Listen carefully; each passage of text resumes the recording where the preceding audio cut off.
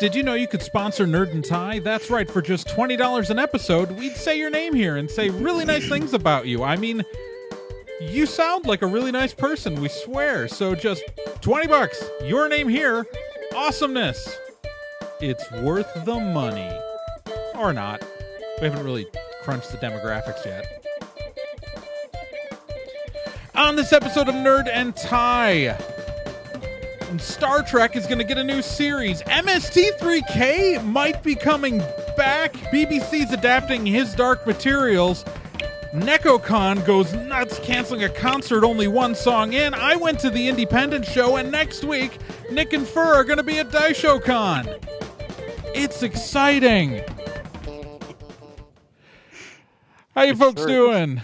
I'm great. How are you guys doing? It's good to be back. It's good to be back, everybody. That's Sunday, I guess. It's been a long time since the three of us were together. This is Nerd and Tie, the only podcast on the internet with a dress code, and it's probably been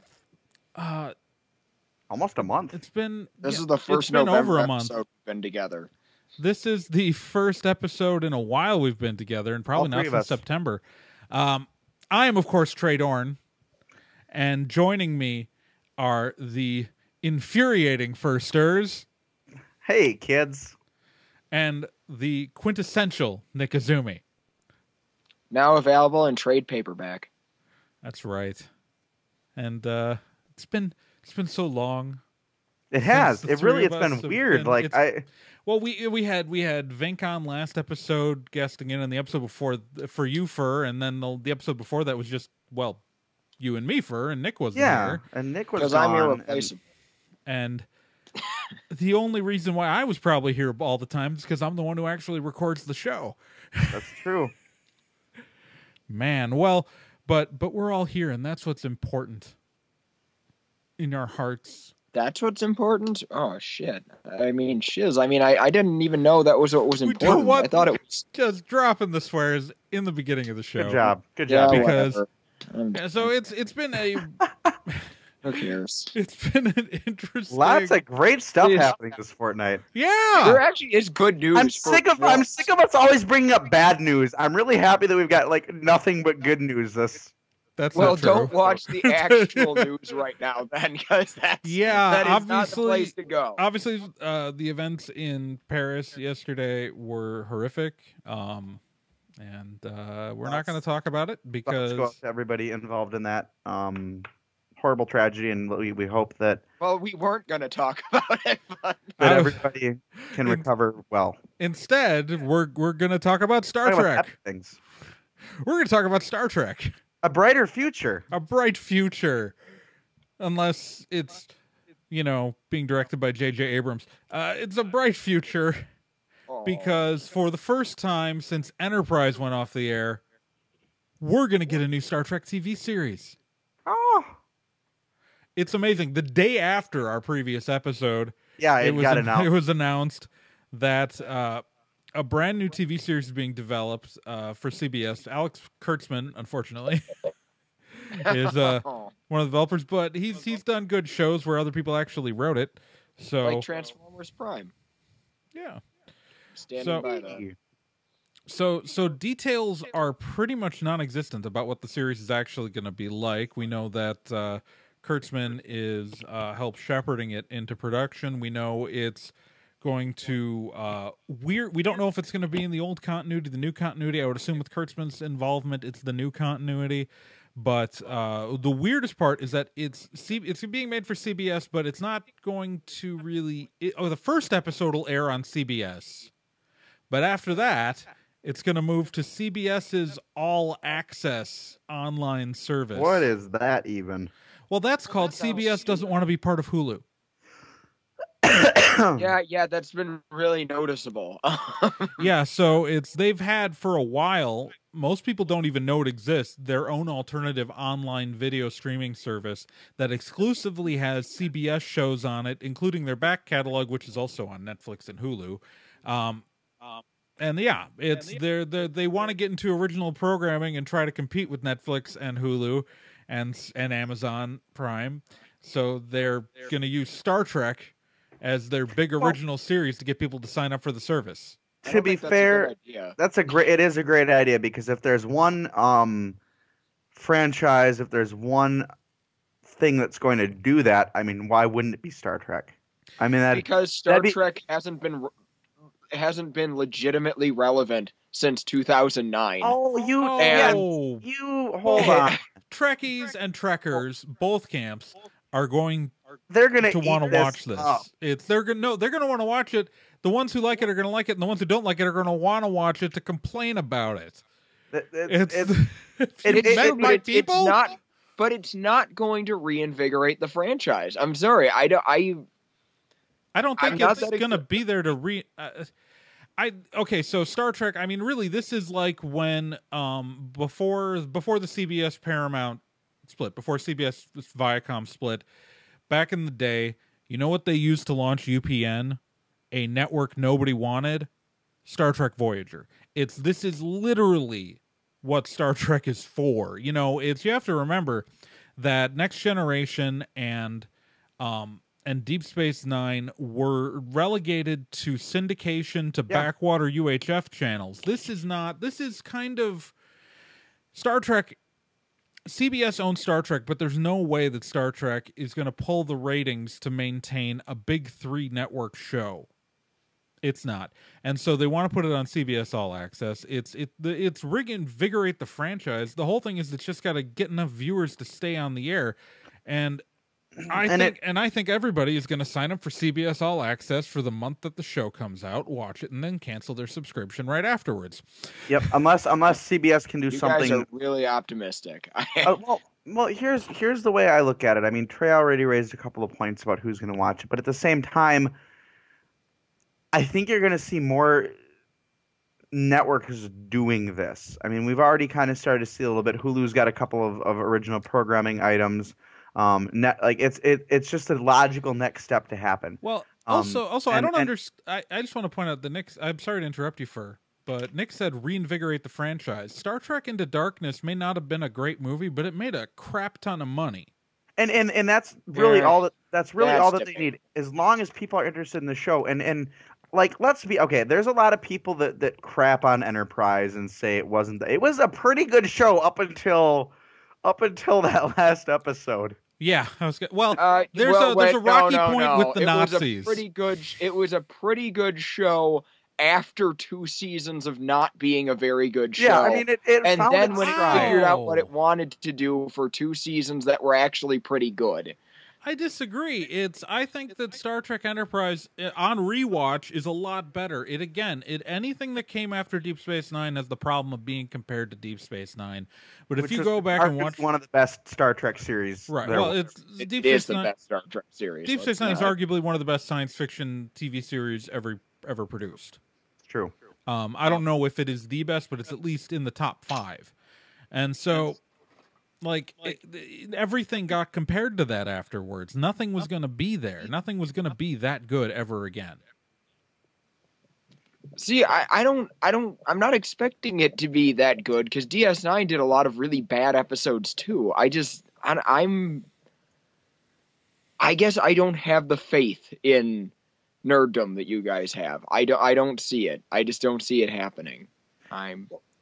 It may or may not succeed, but people are going to watch it, and that's what CBS knows. CBS knows that people are going to watch this new series, and that's all they really need. Well, it's also define success. It's if you go back to it, the whole thing is with success on that show is it's just got to be good enough to bring enough people. And science fiction series are way cheaper to produce now than they were, back the last time they made a Star Trek series.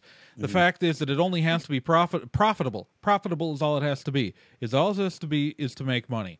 Because it's much cheaper to produce per episode, there's no way that it wouldn't be successful. At least not the core demographic wants it, I think, and the real question is whether or not the show will be good.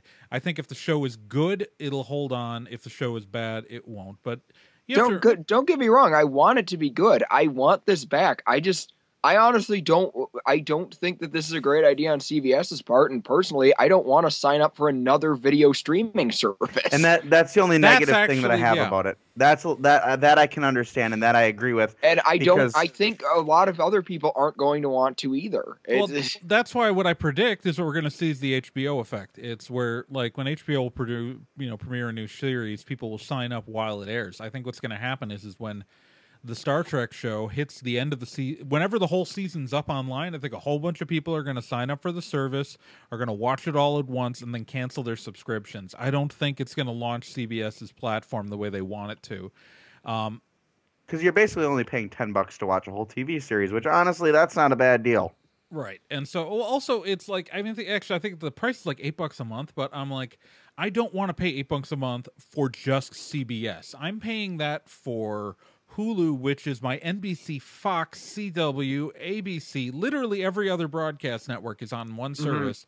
And then I also pay for Sling TV. That's my cable. So it's, that's how I watch The Walking Dead legally on my TV is on demand through that. So like with all this stuff, like I'm used to paying like maybe at most $1 or $2 a month per channel. And so to pay $8 a month for one channel is ridiculous. And that's,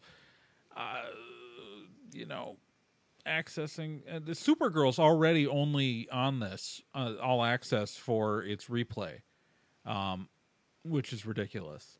Yeah, So, you can't watch Supergirl unless you have it, which I think is outlandish. Yeah, and so I think I think it's a mistake on CBS's part, but I also think that the show might still be successful. I think the online service is the bigger thing that'll probably fail. Yeah. And I think the show, if the show is good and successful, it'll find a home outside of that easily. Outside of that service. You can almost see Netflix kind of licking their chops. Well, the interesting thing is CBS owns Showtime, and they offer Showtime through, besides the standalone app, they offer Showtime through Hulu. Uh-huh. And that's what's bizarre to me is that, like, I might even be willing to pay a slightly higher fee for Hulu just to add CBS channels, but I don't want to deal with some, like, extra app just for one network. There's not many people that would. No, I remember, actually, the funny thing is back, like, if you go back to, like, 2000, I want to say, like, 9 or 8, like, a while ago, CBS actually was putting their shows up per episode as they aired on Netflix. It was the weirdest thing, and so it's, and then when they stopped doing that, I stopped watching a lot of the CBS shows that I had been watching at the time. But, yeah. But on the upside, we'll get at least a season of a new Star Trek, and hopefully it'll be good. And I don't Fingers crossed. I'm always that optimist amongst us. I don't see why it wouldn't. You got you've got people that have been writing their own Star Trek scripts. Every single writer out there has a Star Trek script that they've had tucked away, like in their bookshelf, their writing files, whatever. So they're not going to have any problem writing this show. I mean, it's going to be their. That's the dangerous optimism. You think they're not going to have any trouble? There's no guarantee they're going to get good writers. Hey, yeah. Supergirl's been great so far. Because there's a lot of Star Trek fanfics, and most of them are terrible. Well, Supergirl's been good because it's the team behind the Arrow and Flash. Yeah, I mean it's good, and stuff. So. All right. So speaking of awesome things that were last on screen 15 years ago. Last on screen 15 years. Now, if you're anything like me, most of your daily vernacular is filled with nothing but MST3K references. Whether or not you're calling some random large guy, punch rot groin, or wondering aloud if there's beer on the sun, it's pretty much made a home in your daily weapon. Mega weapon. Jimmy Carter is the enforcer. Well, does any movie really star Joe Estevez? I don't know that it really is. I'm going to say it's more likely just the camera is generally pointed at Ben Murphy. Anyways, MS3K went off the air in 1999, and while everybody involved in Mystery Science Theater 3000 found homes elsewhere, whether or not it was through Cinematic Titanic or Riff Tracks, Or Habitat Through Humanity. thank you, Trey. Everybody's kind of done their own little thing. However, a couple of years ago, Joel Hodgson, the creator of MST3K, sort of wondered aloud whether or not it would be possible to bring Mystery Science Theater 3000 back. Well, they are! Yes, a couple of days ago, Joel launched a Kickstarter to bring back Mystery Science Theater 3000. He was asking for $2 million to bring back the show for 2 episodes, or rather 3 episodes. Pardon me. And you know what? They've gotten pretty darn close to hitting it. On last check, they were quickly approaching that $2 million goal for the first 3 episodes, with a maximum total of 12 possible episodes. Of course, that would require $5.5 million to make. But it looks like they're going to be doing several new episodes of Mystery Science Theater 3000. Yeah, at the time of recording, they're at 1.7 million. They're close, and that was just about 3 days ago that this Kickstarter launched. So, they are going all out, and there's been very good response to this. People have really done a great job of filling up those tiers.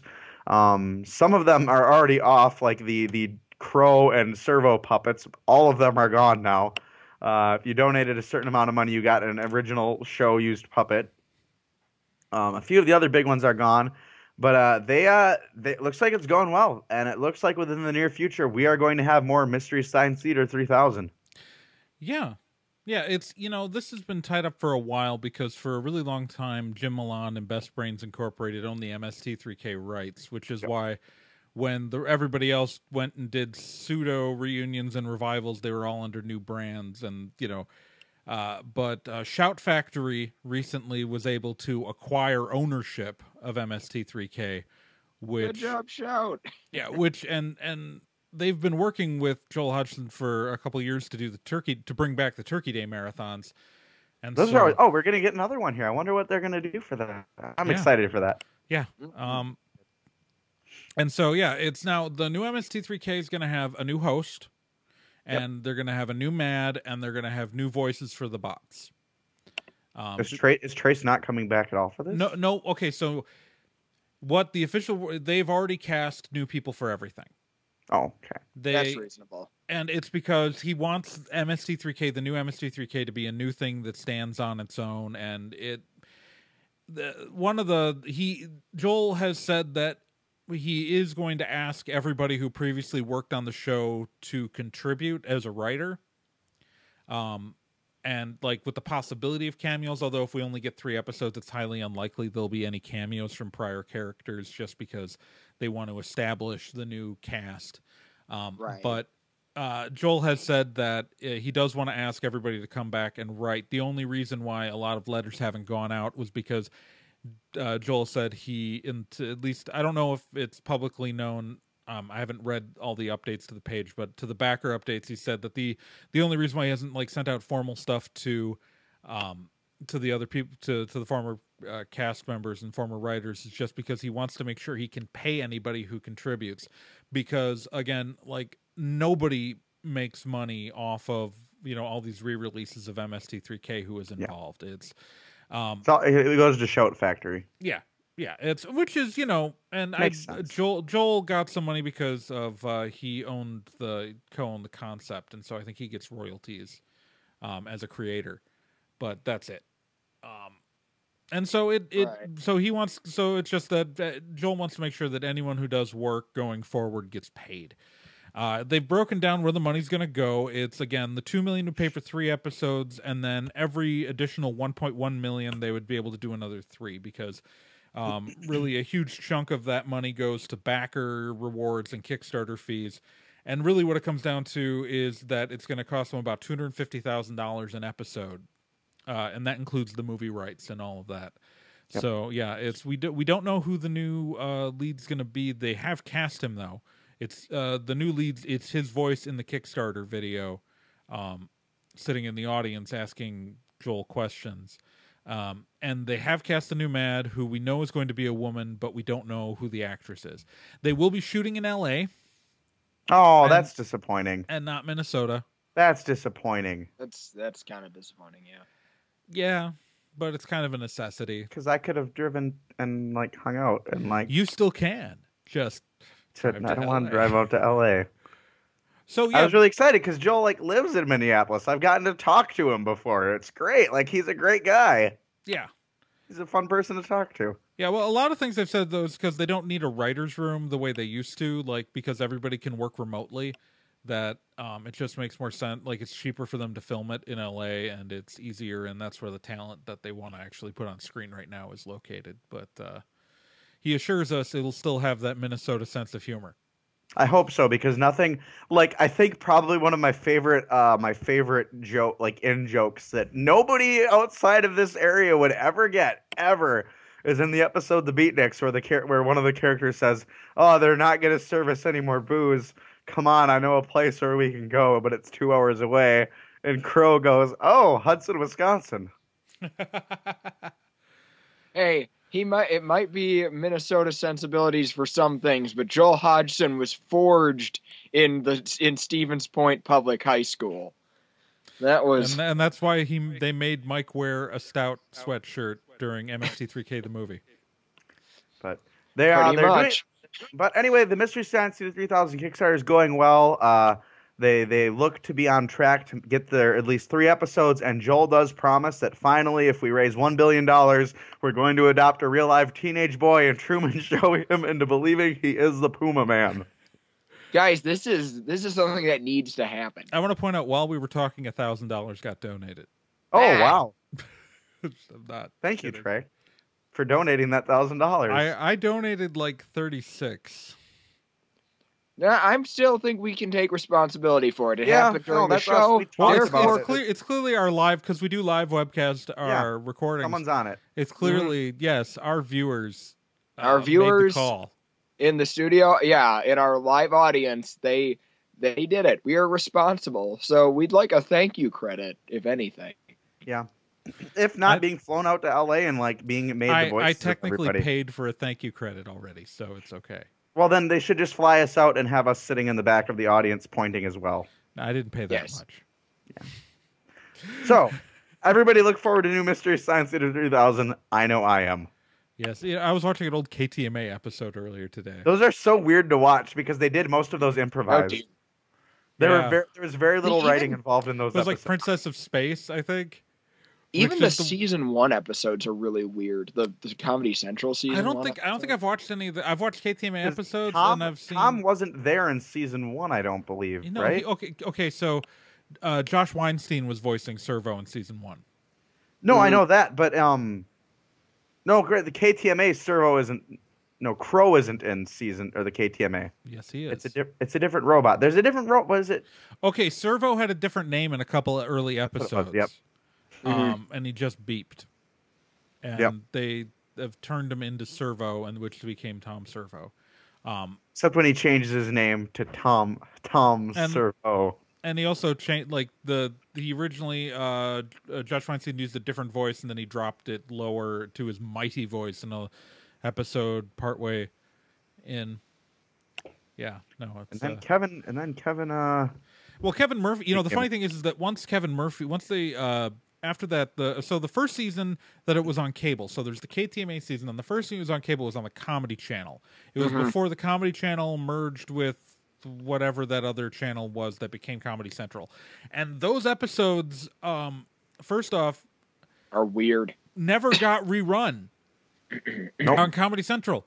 So like a lot of people weren't even aware that Josh Weinstein, or J. Elvis Weinstein, as he was credited at the time, like they didn't even know that his character, like I didn't realize until years later that Josh Weinstein actually made the leap to cable.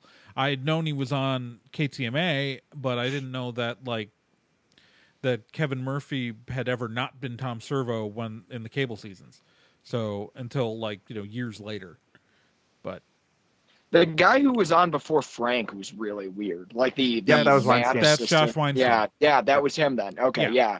He wasn't that funny. Yeah, it's At least that character wasn't funny, I should say. Yeah, because in the first season, the two Mads are both the robots, and then they split Servo, and TV's Frank is two different people, and TV's Frank really made everything perfect with the spit curl. Yep. And the general slapstickiness of him as well. Yeah, it's but they're gonna bring back the invention exchange, although it'll probably be a middle segment on the show on the new episodes. I'm excited. This is it's if you want to hear Mike, Kevin, and Bill riff a movie, their riff tracks is out there. It's there for you. If you want to, obviously I don't think Joel's making any more cinematic Titanic. No, I think they wrapped that up. But those episodes exist. You know what? Like, I think as many movie riffing as possible, but I think what's been missing from all these new movie riffing projects are the host segments. The host segments. They're some of the funniest bits. One of my favorite. Deep hurting. One of my favorite bits ever, and it's the invention exchange, for being from another planet, where with the Hummel figures. Where it's the sad Hummel figures, and then it cuts back to Joel and the bots, and they all are freaking about how sick and wrong. Like, that's the sickest thing you've ever done. And they're just like, oh, shut up and do your invention exchange. Well, but it's also it's later stuff, like when Mike Nelson was dressed up as Catherine Janeway. Yep. Yeah, it's all those too. Like, it's because MST3K really came from the tradition of horror hosts. It's the next logical step from evolution from Svengoolie to all that. Yeah, pretty much. And so and one of the great things, like, horror hosts really existed just as host segments. A couple, like Svengoolie might make a gag over the movie, but for the most part, they just show, like, classic horror hosts just show you the movie and then do bits in between. The MST3K was like the perfect evolution from the horror hosts into this, to the movie riffing. But those host segments, I feel, were vital parts of it. And that's I love riff tracks. Don't get me wrong. I think riff tracks is great. I think that those guys are all funny. And, but it's still like we're missing the host segment. Yep. The host segments, that it's part of what made the show. I mean, hell, there's a story. There is repertory. It doesn't make a whole ton of sense, but it's there. It's there, and you get to watch Mike and the bots get dragged through the universe, through time and space, as Pearl and Brain Guy and Dr. Bobo. Like, it was enough of a story to make MST3K the movie, where they literally released This Island Earth as hosted by other people under the marketing veneer of MST3K and not the initial, so it was that much of a stuff. All right. I think we've gushed enough about how much we love it and how excited we are to have Mystery Science Theater 3000 back within the next couple of years. And another $100 got donated within the time we. Hey, we have helped get $1,100 donated to this.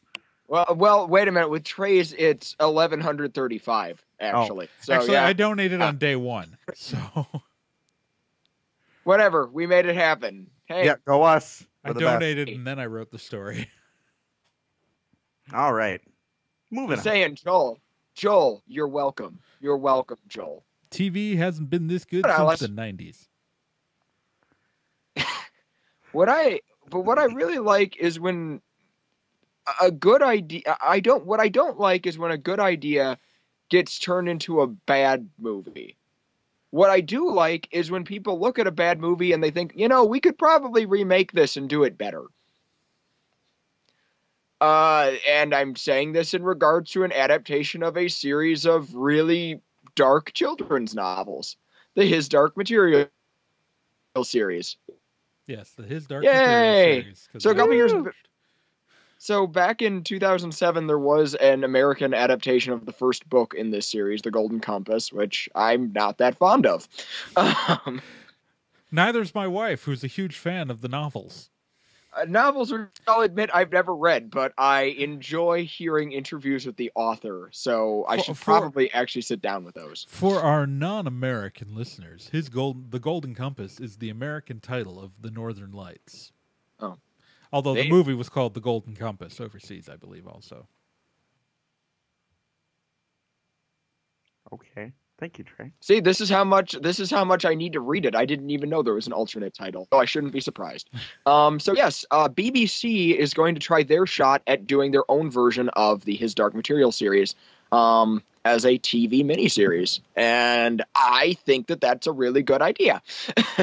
Well, I think more books should be miniseries. Honestly, like if you're gonna make like a visual version of a book. I think a really involved story with lots of characters and plot elements and, themes that you can't necessarily squish into 2 hours. This is miniseries are the way to go. I'm pretty psyched up for it. I mean, yeah, BBC doesn't have a huge amount of cash flow going at them, but I mean, look at recent Doctor Who. They've made that show look amazing with their modest budgets. Speaking of recent Doctor Who, Bad Wolf Productions is the one making it. Even better. See, nothing to worry about. Okay, there's plenty to worry about. And Philip Pullman's involved. Realistic about it. Oh, that's even better. Oh, okay, so the author is on board. A good production company is working on it. Yeah, okay, I have reason to be optimistic. I'm pretty good about this. I really should actually read these books, but yeah, that's happening. Not quite sure what else to say.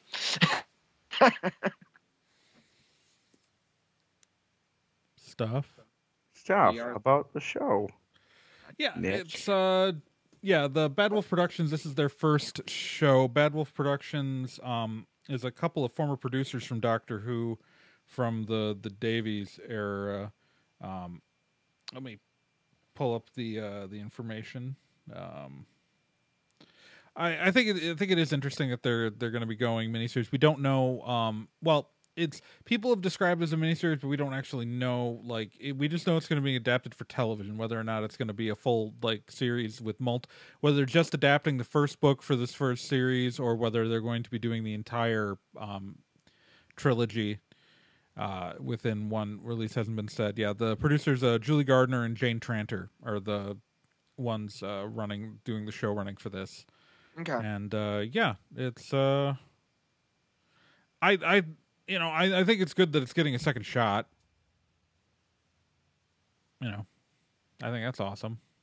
I honestly wish more. So many remakes and rehashes that we get these days.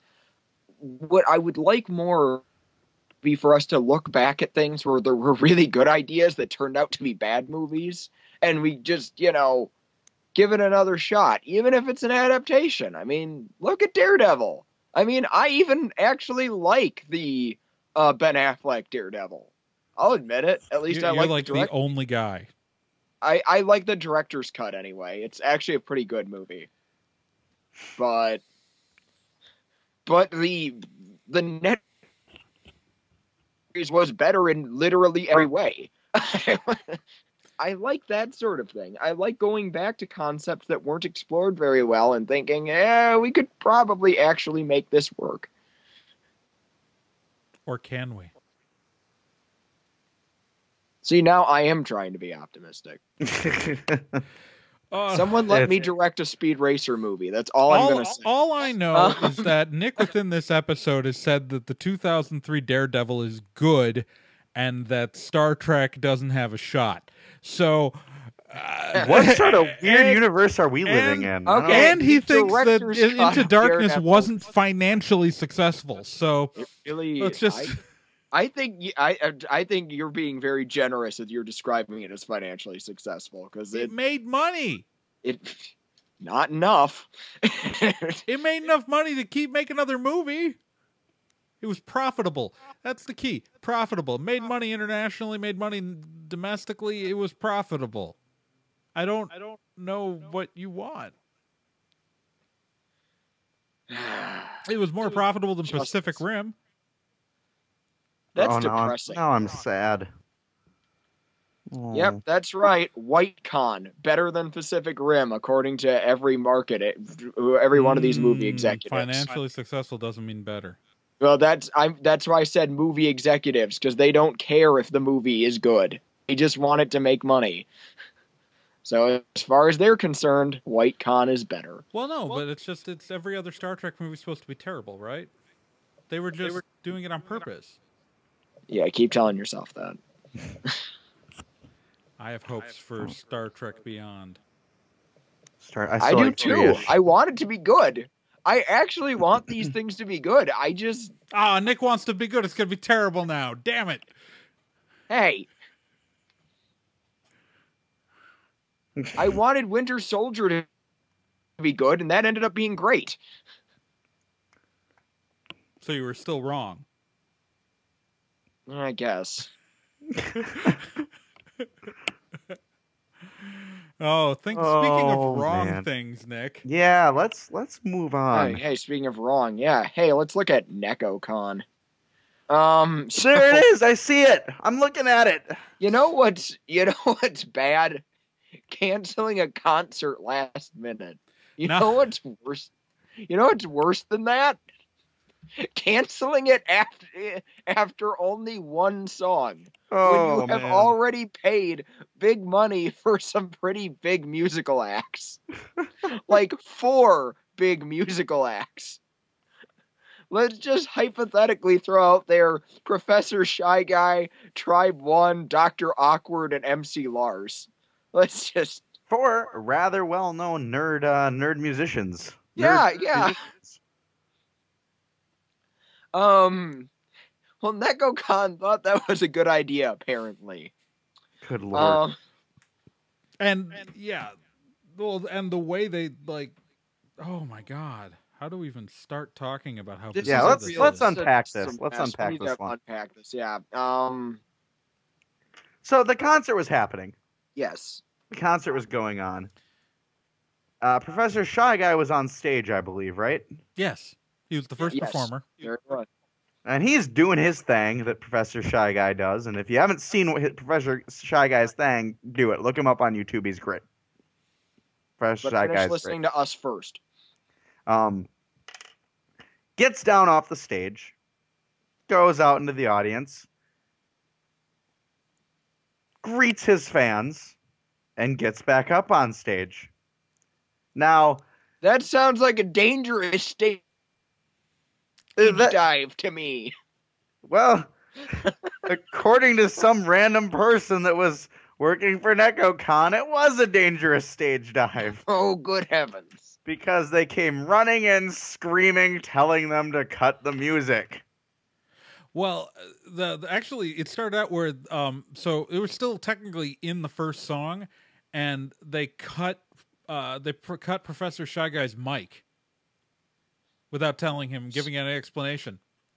And the sound guys, when he was trying to figure out what was going on, and as for those sound guys apparently made an X with their arms. Now my theory is that really the sound guys were trying to use obfuscation, and thought they were invisible. That's the only explanation. That's a LARP joke, folks. That's a Vampire the Masquerade LARP joke. Sorry about that. And that's when the guy came in yelling at the concert, was like that everyone had to leave, and that the entire concert that they had paid all these money and flown these performers in was done. Over. And now according to there was a brief moment where before the concert, Professor Shy Guy had set up his merch table and he was told to move it and immediately did. But when Professor Shy Guy tried to find out what was happening, he was told that, well, first he was told it was a fire hazard for one, which didn't make any sense because they moved the table, but also was said that he wasn't allowed to climb up and down off the stage. That is literally the only reason they gave him. And mind you, he and the sound guys prior to the show had been climbing up and down off the stage repeatedly with no one saying anything. And so the weird part is even if that's a problem with Professor Shy Guy, even if that's an issue with that one performer, why would you cancel the 3 other acts? Including MC Lars! Who is, the big headliner, MC Lars, who has done nothing because he hasn't even come into the room yet. He's probably still chilling in his hotel room at this point. or at least backstage, you know, like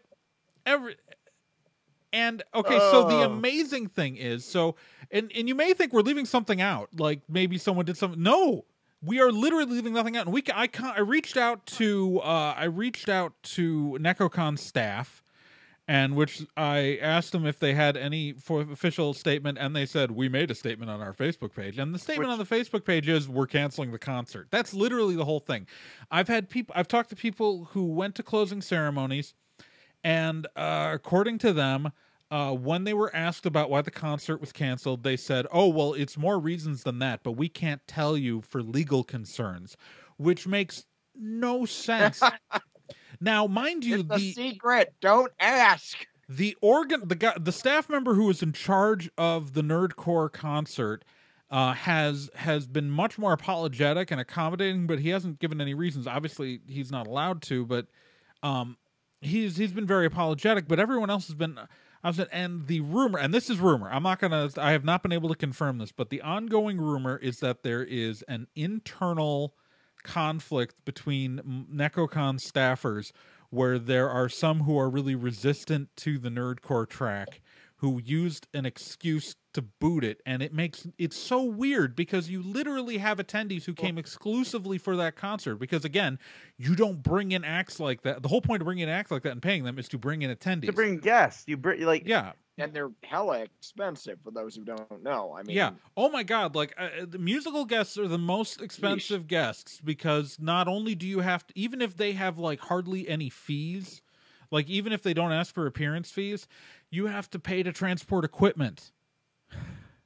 You know, even an expensive voice actor, you're just bringing a person. You know, right. It's like you bring in a band, you bring in a musical act, you are bringing in gear that you don't need for anyone else. And so it's very expensive. So a lot of money was spent for a concert that lasted literally 2 minutes.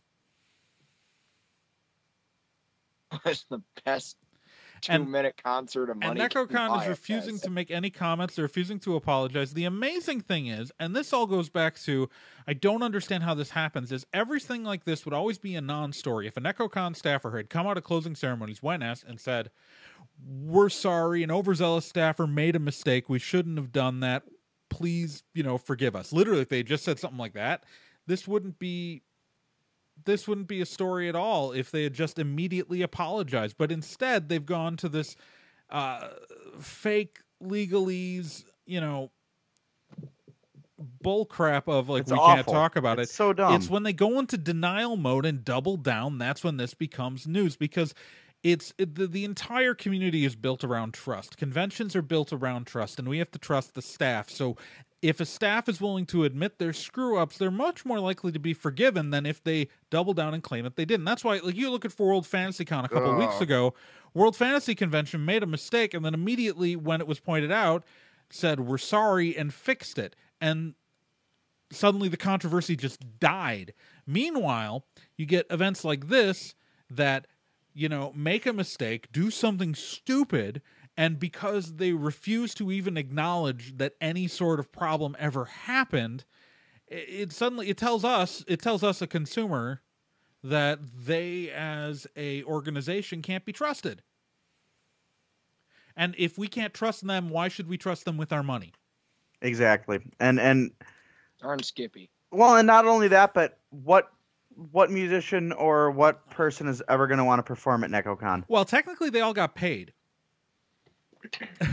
The checks all cleared, so they got to go to a convention and got paid and didn't have to do any work. But actually, it's this is NekoCon's, like, some of the way that they've treated the nerdcore artists have, like, there's been rumors of hassle for a couple of years, but this is the first time it's ever affected attendees. It's some of the acts have, like, talked about, I think Dr. Awkward, like, said that they had had some issues in previous years, but because it didn't affect the attendee experience, people were still willing to come back. This is the first time it's hurt attendees. And it's so short-sighted.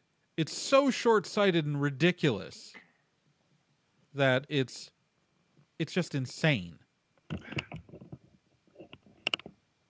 Yeah, I got nothing.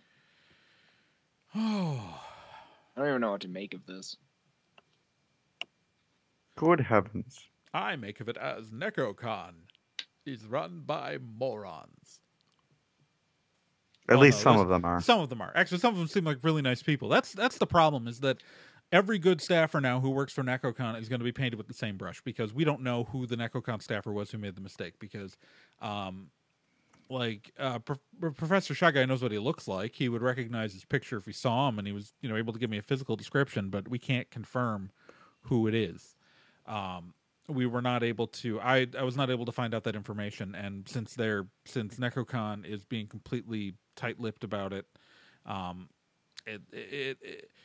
even if they deal with this individual, because they've done it all behind closed doors and because they haven't said anything publicly, this is going to remain until they're really willing to open up and talk about it, and and make things right. This is going to remain a stain on their record. Yep. That's really depressing. Sure is. You want to talk about a non-depressing convention story? Please. I was at a convention today. What convention was it? It was the INDYpendent Show in Indianapolis, Indiana. That's a lot of indie.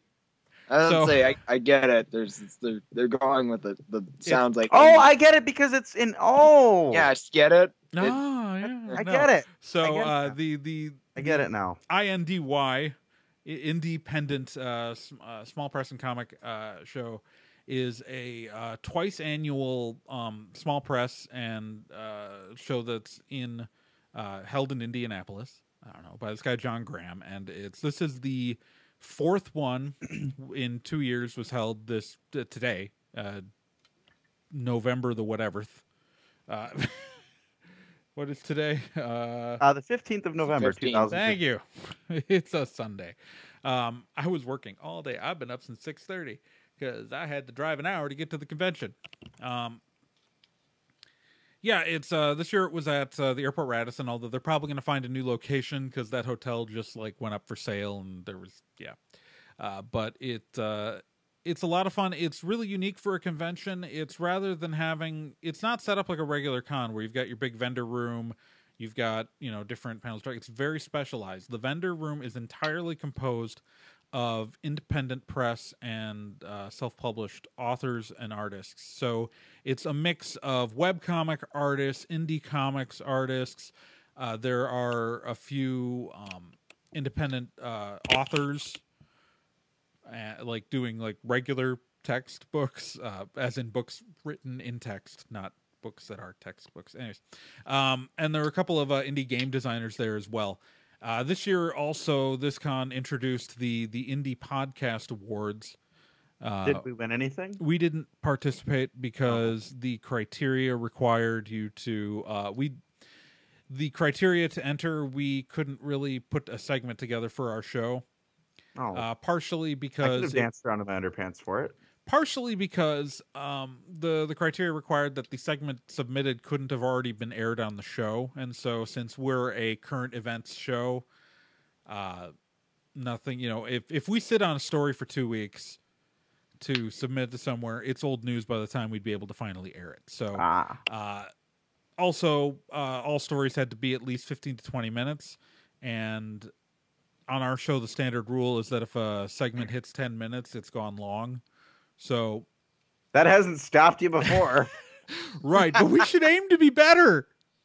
Anyway, so it's a really, really fascinating con. And then there's a panel track of independent press and comics panels, and it's really an interesting educational experience, because actually all the artists put out as part of their applications on their table sign are things that what they specialize in, and then attendees, when they go on their badge, write down what they're interested in talking about. So besides being a room that people can shop for independent comics and original artists from around the area, it means that they can also talk and engage with each other. And it really, I never really sell a huge amount when I do these shows. I mean, I sell enough to, make it worth financially returning as an artist, because, again, for those who aren't aware, I'm the webcomic artist and writer behind Unconventional and the Chronicles of Gross Earth.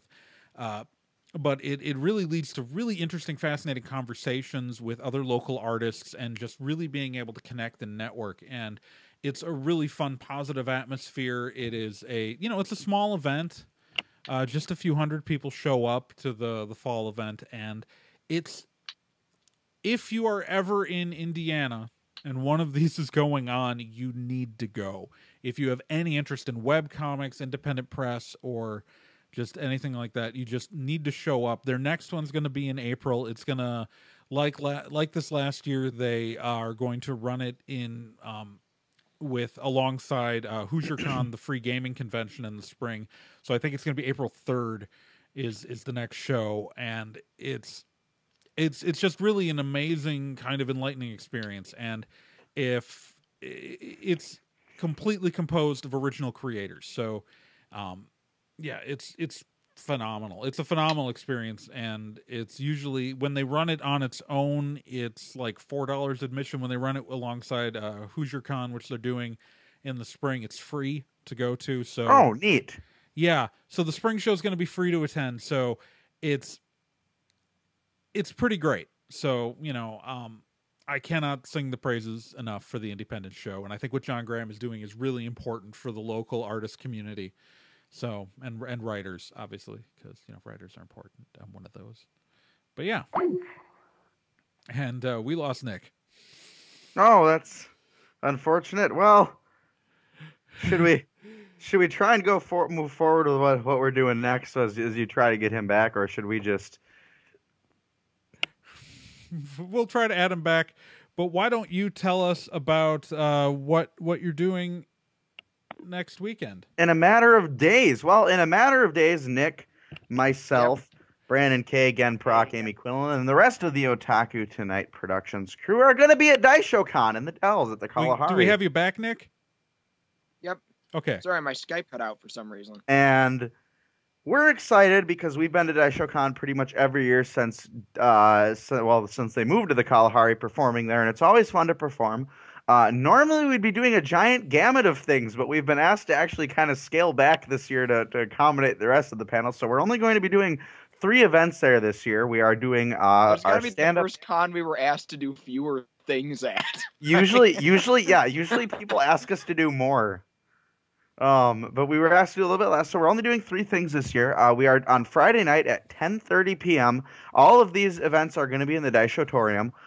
We are doing our stand-up showcase, which is going to feature comedians such as myself, Nick, Brandon, Sydney Staffel, who is making a triumphant return. Yay! I'm glad to see she'll be back on stage. And Amber Rose as well. We're going to be tearing it up on stage, doing some stand-up. Then on Saturday is kind of our other 2 things we're doing. We're doing the always fun Whose Line Is It Anime at 3 p.m. in the Daishotorium as well. That one is going to feature the standard performers of myself, Nick, and Sydney, but Vanessa Harrix is going to be the guest performer, and we're really excited to have her. She's always fun to perform with. And then that night at 8 p.m. in the Daishotorium is going to be Otaku Tonight with myself, Professor Pher, with Nick alongside me for the ride, the talk show that we do, and we are excited to have cosplayer Lisa Lu Hu is going to be there, and to talk about her cosplays and the business and all that. And then Vanessa Harrix is again going to be stopping by to talk about her new movie that she's got out that just premiered at the Twin Cities Film Festival a couple of weeks ago. And all right. And I've sorry I cut out there for a little bit, listeners at home. My TRS-80 just crashed, so I needed to get it back up and running. Anyway. So I am in addition to the stuff Pher's doing, I'm doing another panel Saturday afternoon with my friend Eric. We're going to be talking about live action adaptations of anime, and we're not just talking about the bad ones. Oh. Yeah, there will be more than Dragon Ball Evolution, which there's already a brilliant video on where the JL Westover and I gave it a pretty sound thrashing recently. No, we're going to be looking at that. We're going to be looking at other movies like Speed Racer and some bizarre fare like the Guyver, and even some good stuff And I'm not going to reveal what the good stuff is. You just got to show up. You got to be there. Got to check it out. Word. You gotta. So, yeah, check that. That's Saturday at 2, I think. Plus, we'll be available to talk about anything you want to talk about. So feel free to just say hi to us. We're most of us aren't actually going to be at the Kalahari, but that doesn't mean we're not going to be hanging around that con space. I'm about to say, yeah, I actually have no obligations other than what I'm doing with Otaku Tonight and that other panel. So, yeah, sadly, I won't be at Daisho Con this year. It's going to be my first year missing that event, and that makes me sad and cry inside. But yeah. This was supposed to be my first year not on staff. It's my second year, but whatever. So we're all excited to perform and be at Daisho Con in a week. It's always a good convention. It's going to be lots of fun. It's always a nice, here's the thing that I really like about Daisho Con. I mean, the Kalahari is a really nice venue and location, and it always gives me the feel that I'm on vacation. I'm not used to that feeling from Daisho Con. Like, I don't know. Obviously, you are, Nick, but like, I love I love the venue. It's a lot of fun.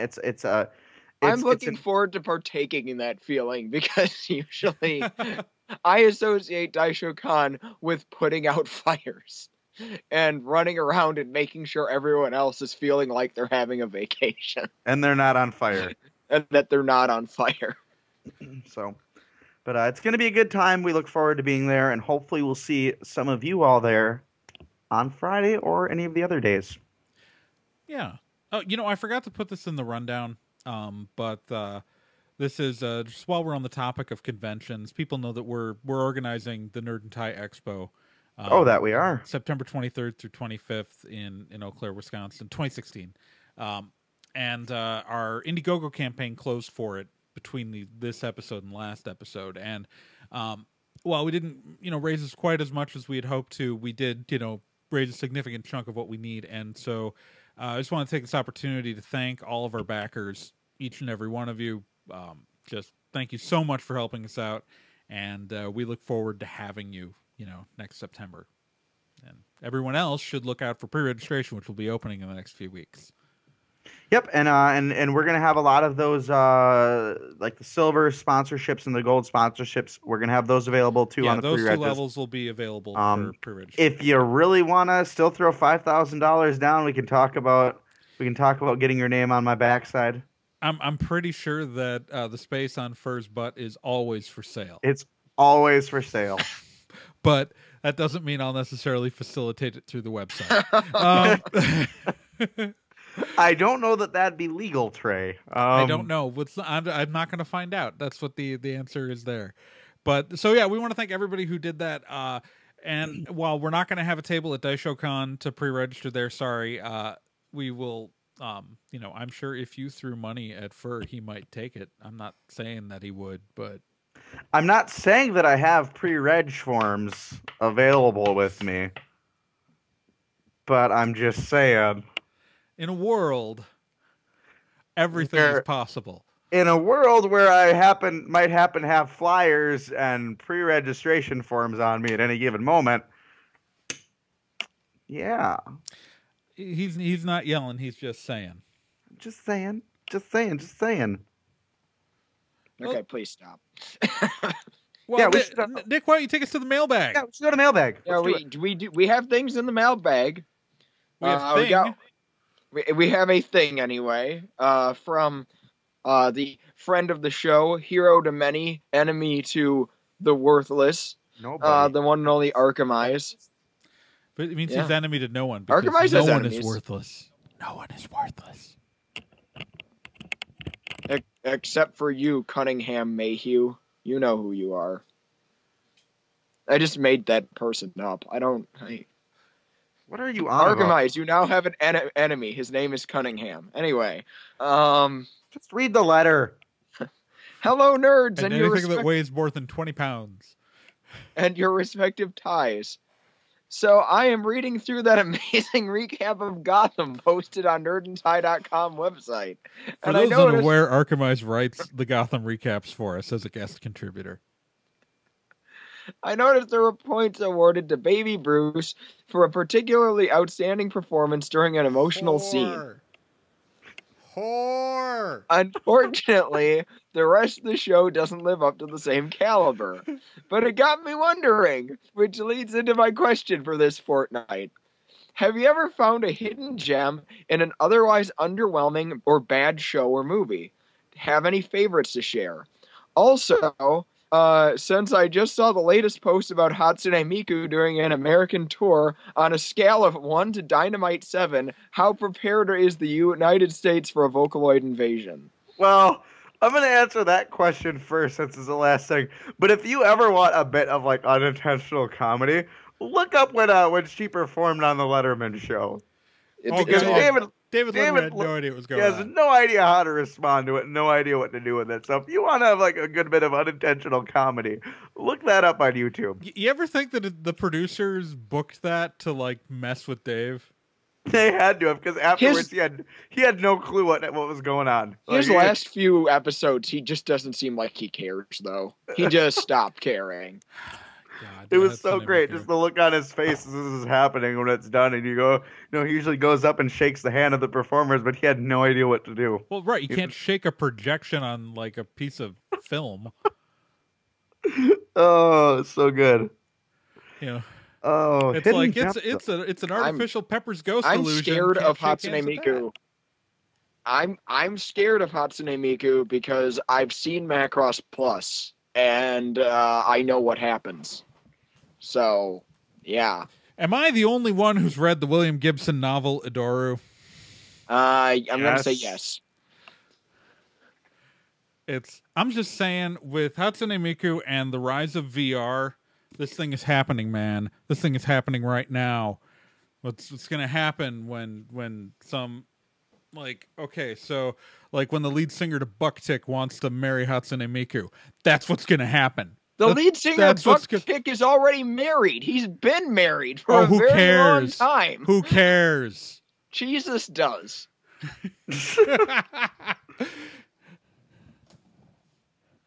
Oh, I'm just saying. I only know so many J-rock groups, and Hide is dead. Well, anyway, as far as hidden gems, though, I'm gonna be. I've got to say, like, despite how generally like hacky and awful and terrible his movies are, I usually find one thing in every M. Night Shyamalan movie that I really like. Even Avatar: The Last Airbender? That movie doesn't exist. There's no Avatar: Last Airbender movie, Trey. I don't. That's right. It's just called The Last Airbender. There's no. Thank you for correcting me. There's no Last Airbender movie. What are you talking? Wow. Are you on the drugs? Are you on the drugs, Trey? If you want to talk about like hidden gems in like B science fiction series, like Tanya Allen's performance in the Star Hunter TV series is great. Her acting, like she plays the engineering character, and like the character does all the engineering for the ship, the Tulip, and her performance is fantastic. Like I like so much bad stuff because it's bad, but I'll say Mark Dacascos in anything he's in is the hidden gem in it. He's gonna be in Agents of S.H.I.E.L.D. this season. Because like you take a look at The Crow, Stairway to Heaven, and it's not that good a show, but Mark Dacascos is good in it. I Am Omega, yep, which is this awful Asylum like ripoff of I Am Legend, but Mark Dacascos is in it, and Mark Dacascos actually like genuinely ninja kicks the crap out of these zombies. He's great. Double Dragon movie, which I is sworn his name was Mark Dacascos. It ends with an S. Dacascos. I've been pronouncing it that way for decades. If I'm wrong, listeners and viewers, if I'm pronouncing Mark Dacascos' name wrong, please write in. Besides being the chairman on Iron Chef America, you go back to the Double Dragon movie where it's him and Scott Wolf playing brothers. Just ponder that for a minute. And every action scene is Scott Wolf, like, cutting between him hitting people. You'll never see him continuously make two motions within a single scene.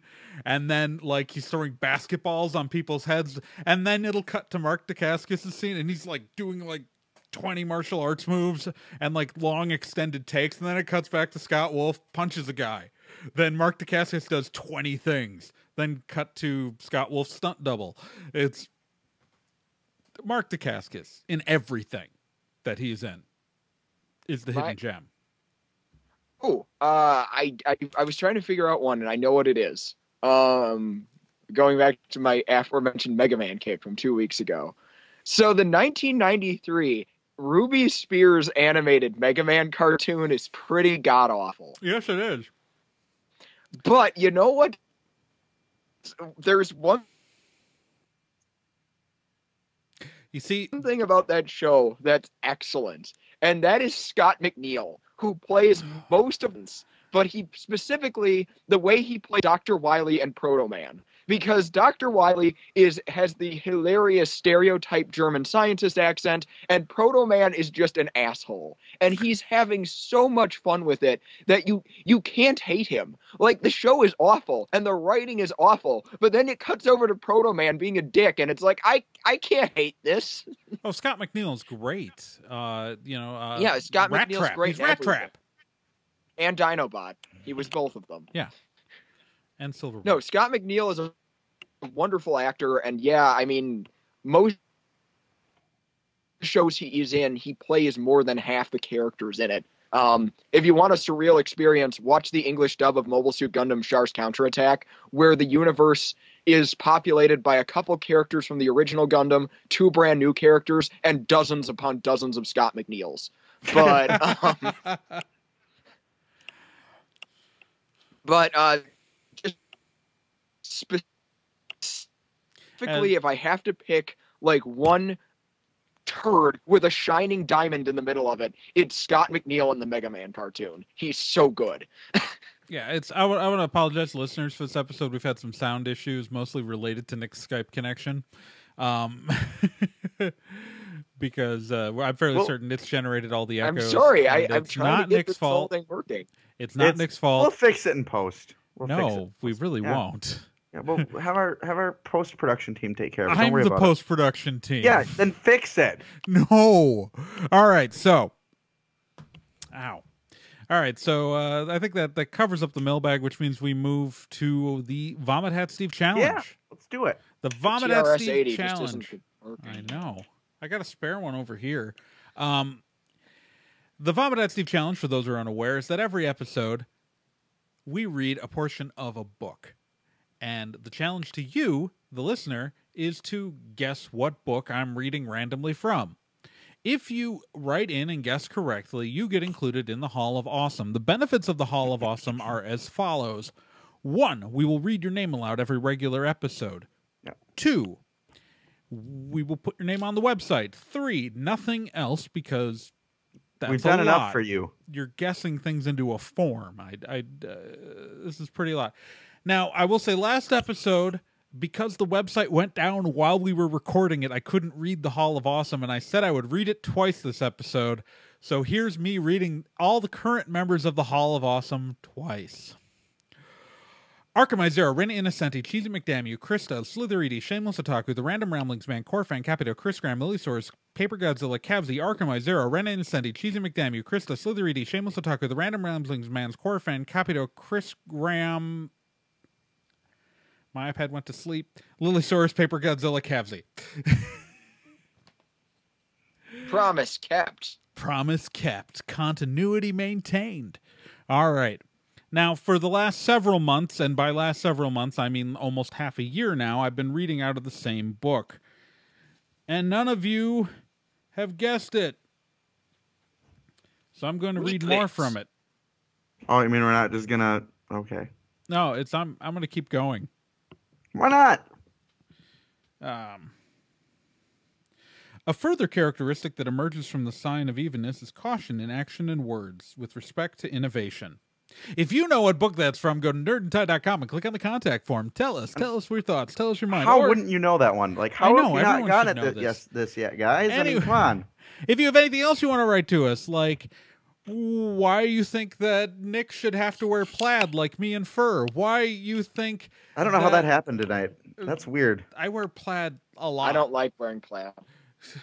It looks good on me. It's form-fitting. What do you want? If you want to know why trees have roots, if you want to know why Stephen Root hasn't been in more science fiction, go to nerdandtie.com, click on the contact form, and tell us. Tell us, man.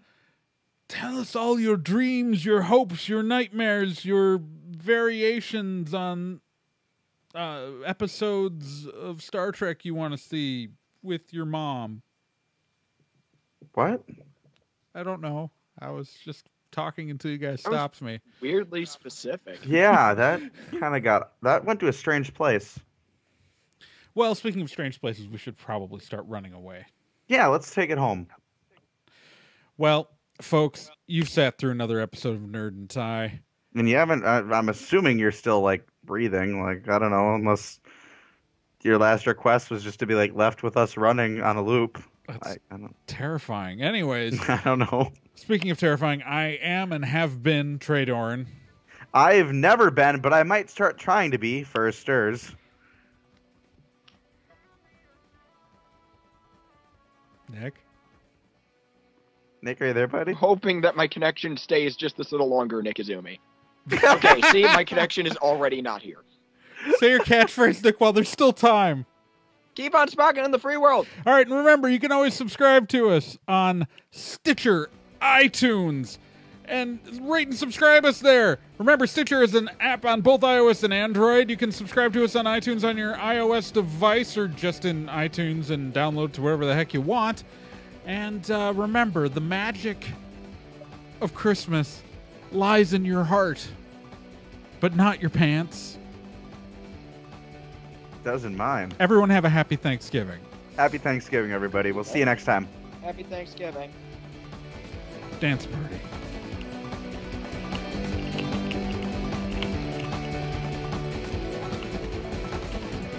Your name could be right there, right on that. Right on that. Oh, God. Hitting stop.